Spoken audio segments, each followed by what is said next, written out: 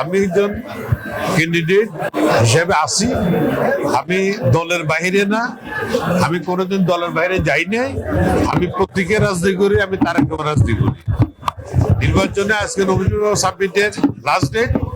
আজকে nomination submit করার পরে যে কোনো কারণে, এটা ব্যক্তিগত কারণ হইতে পারে, অন্য কোনো কারণ হইতে পারে, দৈবিক কোনো কারণ হইতে পারে, যদি বাছাইয়ের দিন 3রা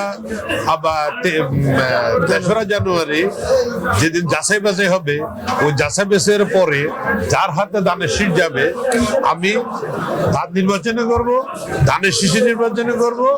আর যদি কোনো কারণে যাকে এই মুহূর্তে নমিনেশন দেওয়া হয়েছে যদি সেটা বাতিল হয়ে যায়, যদি কোনো প্রবলেম হয়, তাহলে আমরা যেহেতু মনে করেন বিএনপি করি, আমরা মনে হয় শহীদদের আদর্শে বিশ্বাসী, আমরা তারেক রহমান নেতৃত্বে ঐক্যবদ্ধ, ধানের শীষের পতাকা দল ঐক্যবদ্ধ, ধানের শীষ নিয়ে তো কাউকে থাকতে হবে। তো আমি মনে করি দলের কাছে আমার চাওয়া পাওয়া, যদি কোনো কারণে ওইটা ইনভ্যালিড হয়ে যায়, যেন আমরা ধানের শীষের প্রতীক নিয়ে লড়তে পারি।